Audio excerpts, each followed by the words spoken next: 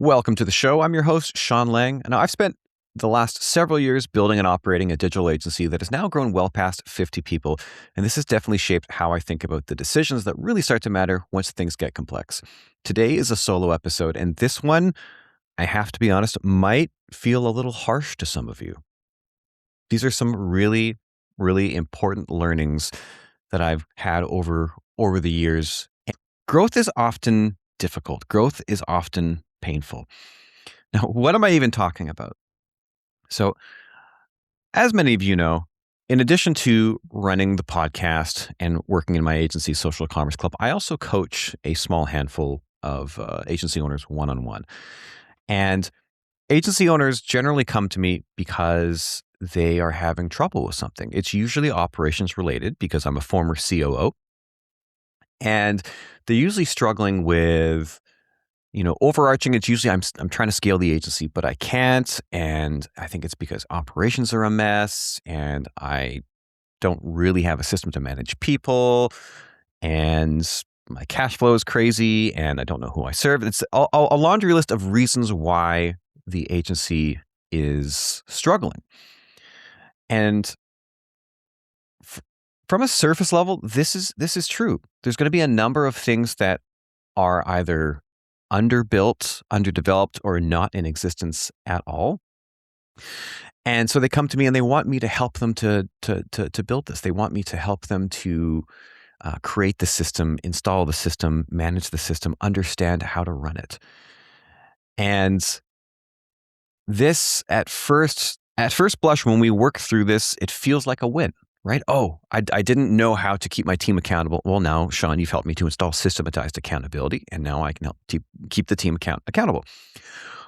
One thing that I've seen time and time again is if we just build the system, if we just implement the tactic, the structure, it's not a complete fix because we actually need to understand why that system was not there to begin with and what led to that.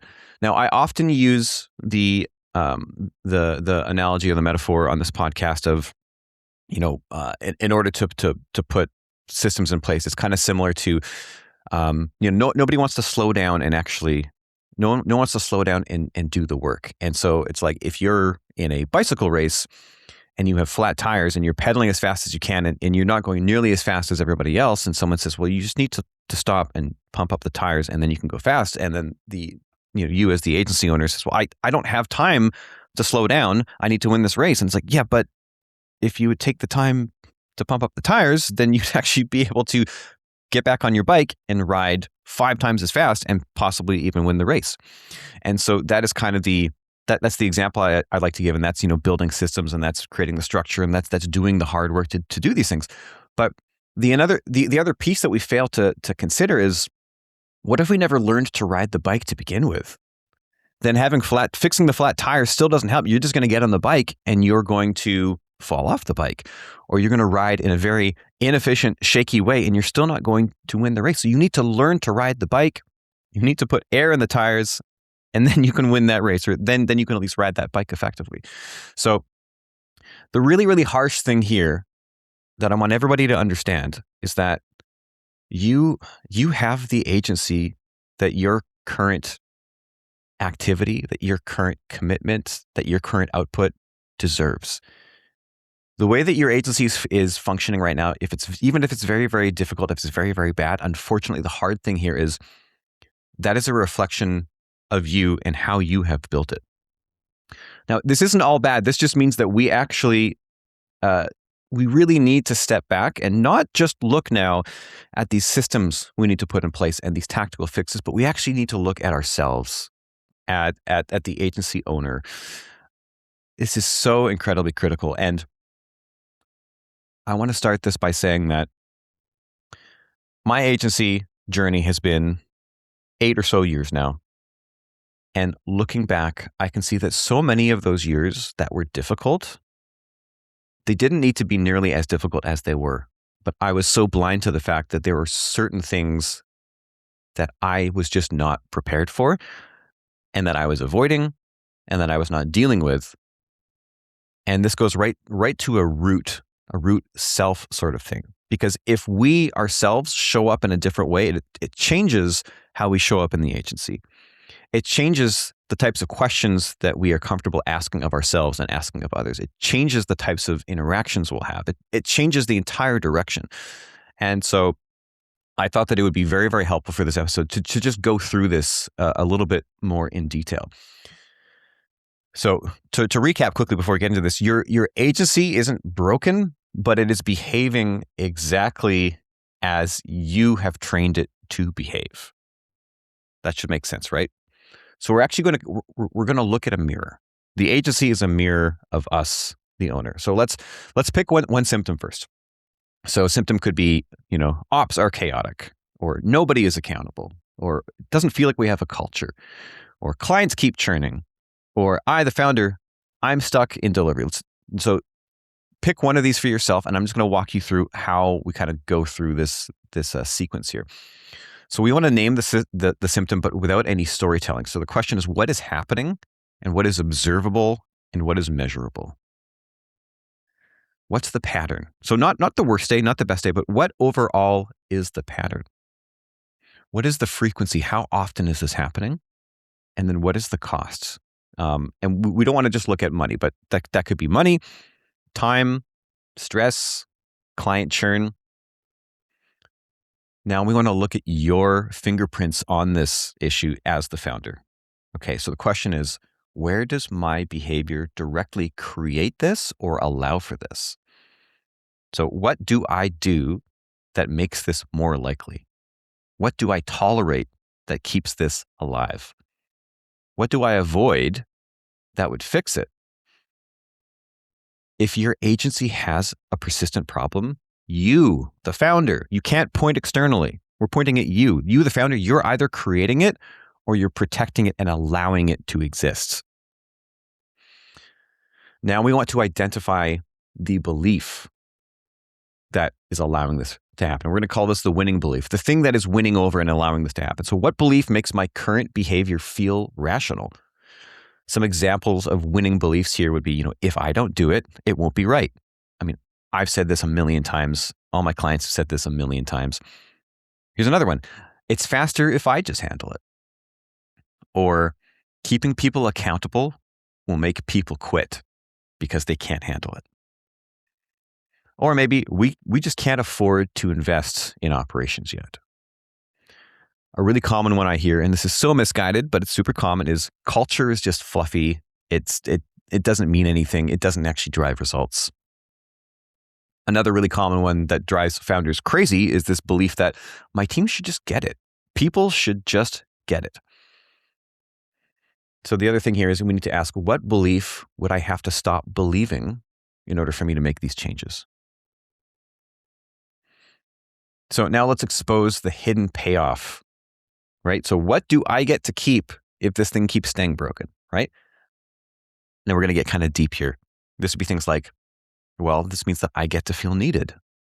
I get to stay in control. That's a big one for me. I need to feel like I'm in control. Otherwise, my anxiety gets the better of me. I get to avoid hard conversations. This is one that I learned early on, but I had to learn this lesson over and over and over again, is you need to have hard conversations. And a lot of agency owners, especially new ones, really, really avoid these hard conversations. How about I get to avoid being judged on leadership instead of output? Or I get to avoid hiring somebody better than me in a very common, again, junior agency owner trap to fall into. You meet people who are clearly better than you at certain things, and it intimidates you, and you don't hire them because you can't. Your ego can't handle it. When in reality, the best move as an agency founder is to hire people that you can learn from and create a team that is even better than you. All right, now let's identify the habit loop that reinforces this. So ask yourself, under pressure, what is my default sequence here? All right, what is the trigger? Is it stress? Is it a client issue? Is it a deadline? What is the action that I take? Do I jump in right away? Do I override what's happening? Do I micromanage the team? Do I delay the feedback that I give? And then what's the relief that comes afterwards? And then finally, what is the cost, right? Does this erode the system? Does the team basically learn to be helpless because they know that you'll solve the problem. Let's now define the standard that you're refusing to enforce, right? So ask yourself, what standard do I claim to have that I don't enforce? And this is so common for founders. Founders are great at setting a standard, but not actually enforcing it, and also not living by it themselves. So this would be, coming to meetings prepared, having a definition of done for everything, defining response times in advance, having a QA process, basic property or not property, basic project management hygiene, standard role ownership. Like, what's the consequence when someone ignores this? If the answer is there is no consequence, then you don't really have a standard here. And this is another thing keeping you limited. Then we want to diagnose the real constraint here. So ask yourself, if I fixed one thing, what would make the symptom of this problem go away? So pick one category. Clarity. So this would be roles, priorities, definition of done. Maybe this is cadence. So weekly planning, scorecards, a meeting rhythm, a capability, like, a team skills gap. Often there's a very obvious skills gap in our team, but it's so inconvenient to fix the skills gap that, again, we just hop in and we do it ourselves. Capacity, does the team have too much work right now? Courage. And this is a big one. Are you giving feedback? Are you setting boundaries? Are you letting people fail forward so that they learn? Which of these am I least willing to do right now? That's your real constraint. But again, we need to point back to ourselves, the agency founder. We need to ask the question, what would I have to become? Who do I have to become for the solution to stick, right? Do I need to go from hero to coach? I would say yes. Do I need to go from control to clarity? Also yes. Do I need to go from reactive to deliberate? Absolutely. Please do that. And go from pleasing to leading. And this is very difficult. If you are a people pleaser trying to run an agency, you, my friend, are going to have a hard time. Follow-up question to this is, what identity am I afraid to lose if I change? See, it always comes back to you, the founder. The agency that you've built is a mirror reflection of you, the founder. The problems you're experiencing right now are unfortunately the problems that you have designed and the problems that you, I hate to say it, deserve to have right now. But let's actually take action here, right? What will you do for 14 days that prove that you're making a change, that prove that you're going to show up differently? It has to be observable. So maybe it's committing to not taking tasks back after you've delegating them. Or committing to the fact that if it's not in a system, it doesn't exist. Or you're going to give direct feedback within 24 hours, even if it's bad feedback. Or maybe you're going to commit to stop changing priorities midweek. Your team probably has whiplash from all the priorities that you're always throwing at them. Another big one is maybe you're going to commit to stop sending after hours quick requests, unless it's an actual true emergency. Because again, you train your team that nothing is an emergency if you're always throwing stuff at them. And then what happens when the emergency is legit? So let's look at some examples here. For the problem of we have no culture, let's ask ourselves these questions. Where do I violate my values, if I have them at all? What do I tolerate that contradicts the culture that I claim to want? What hard conversation am I avoiding that would actually set the tone? What about ops are chaotic? Let's ask these questions. Where do I, the founder, bypass the process? If you're like most founders I know, myself included, you bypass it every damn day. What standards are optional because I make them optional? And you make them optional in that you set the standard, but then you don't enforce it. What am I refusing to prioritize? Planning, roles, clarity, because it feels like slowing down, right? Like pumping up the tires. Or maybe the issue of no one is accountable. Well, where am I unclear so that they can't win? Where am I unwilling to enforce consequences? Where am I rewarding excuses by just jumping in and rescuing them? This could be a very, very difficult process because in reality, it's not just going to be one thing. It's going to be many things, but it starts first by looking in the mirror and seeing that the agency is exactly what you have designed and exactly how you've trained it to become. It is, unfortunately, an exact result of you, the founder. And as an agency coach, I can coach you to fix all of these things, to build all of these things. But if you keep showing up the same way, nothing actually will change long term. This is a hard truth that it took me a long time to learn it. I was the problem. My agency, which is again now well over 50 people, it was stuck at 25 people. And, we would have some churn and we would go below that. We'd hit back up to 25 people again. And the thing is, I was not capable of building and managing an agency of people of a size of greater than 25 people. And I failed to see that. I lived in reactive mode. I did not have a coach at that time. And I didn't look in the mirror and ask these questions soon enough. So I implore you now, no matter where you're at, whether you're at 50 people, 100 people, 5 people, ask these questions. Look at the mirror. See how what you're going through right now is an exact product of your own design. Ask the hard questions and you will see what you need to change. Anyway, I hope that was helpful to you guys. I'll see you in the next episode.